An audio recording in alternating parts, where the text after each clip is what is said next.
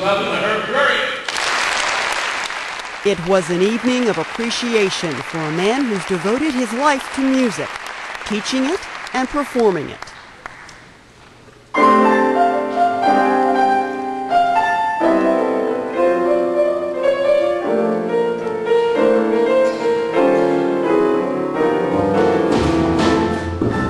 For more than 50 years, jazz pianist Herb Drury has entertained St. Louis area audiences and influenced two generations of musicians.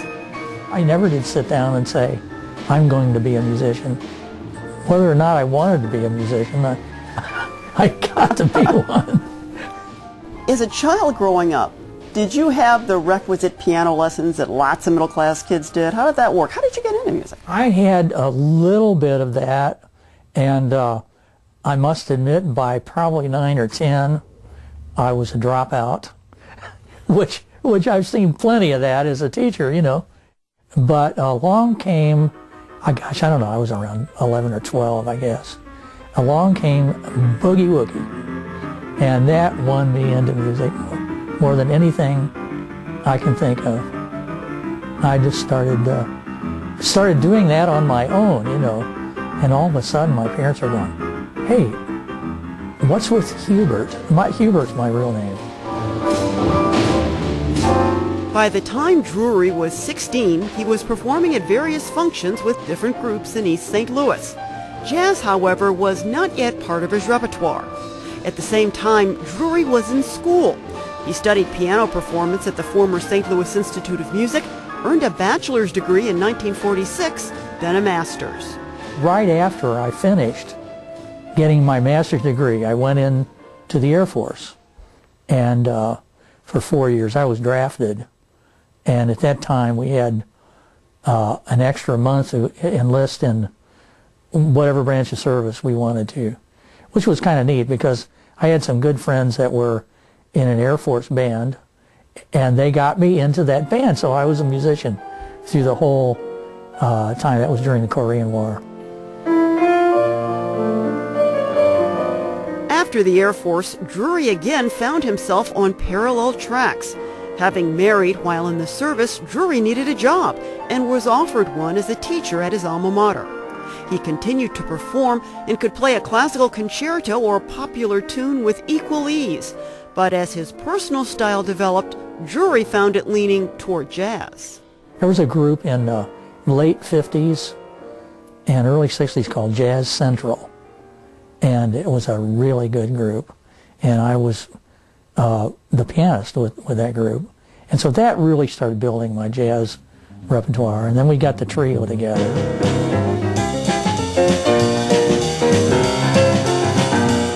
The Herb Drury Trio featured Jerry Cherry on bass, Phil Halsey on drums, and of course Drury on piano. Halsey left the group after 10 years, and the next drummer, Art Hegel, stayed about 15 years. When Hegel left, Drury and Cherry decided to continue as a duo.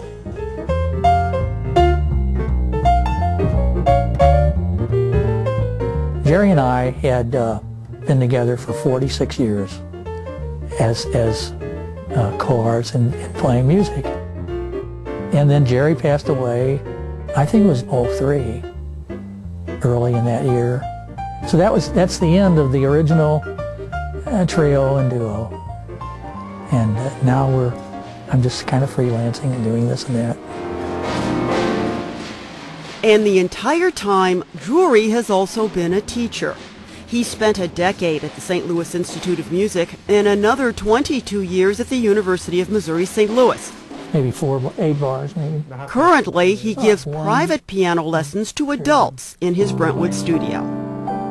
How can you possibly teach jazz? Because it seems to be a kind of an art form where you would be pretty much left to your own devices to find your own voice. Well, that's exactly true.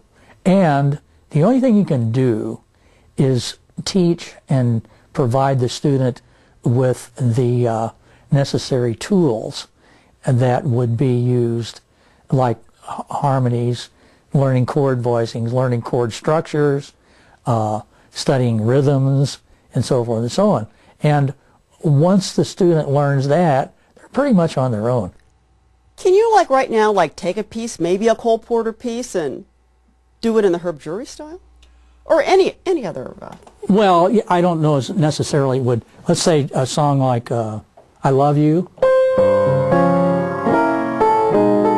Know that? Mm-hmm. You might take that little phrase and go...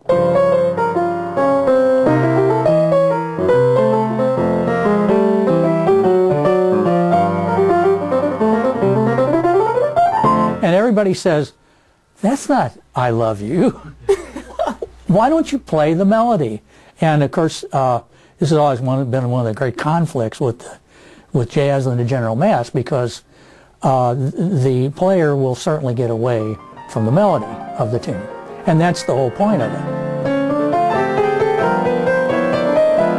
Kim Portnoy is a pianist, an arranger, and a music professor at Webster University.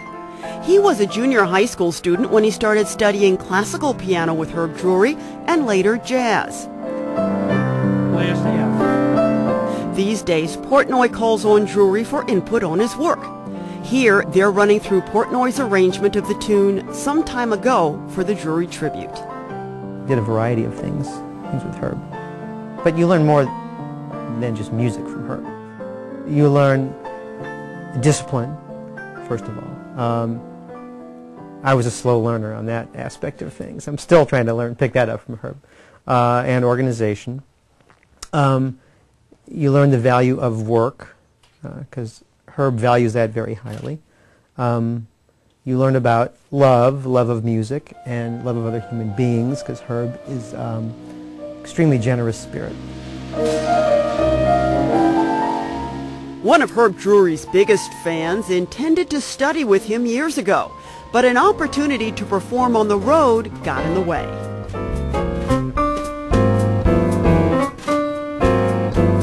Carolbeth True has her own group now, but she considers Herb Drury a treasured colleague and mentor. In these last, about 14 years now, I've gotten to perform a number of concertos, classical pieces, piano with orchestra, and on just about every one of those I've come to him and gone through the piece with him by myself. And it's just been of huge help, because it's still performing and it's playing for somebody that you know knows what's going on. I think that Herb sees the music as just probably the most beautiful element we have in life. Maintaining a successful career as a performer often takes a toll on musicians' personal lives. But on that score, Herb Drury has a supportive family, starting with his wife of 52 years, Nancy. I have been extremely fortunate, or I'm going to say blessed, to have a wife that was understanding. I'll use that word again, because she really has been. And she said, you know, when we got married, yes, I know what you do, and that's it. I'll be as helpful as I can. The Webster University Symphony Orchestra organized the Herb Drury tribute, called An Apple for the Teacher. Alan Larson is the orchestra's conductor. I thought to myself, you know, here's one of St. Louis's greatest treasures. He's taught all kinds of people, jazz musicians who are making a life playing the piano now, making a living, and students of all kinds, and classical students as well. And I thought, you know, we've got to honor this guy somehow, instead of waiting until the person's passed away. You know how that always happens.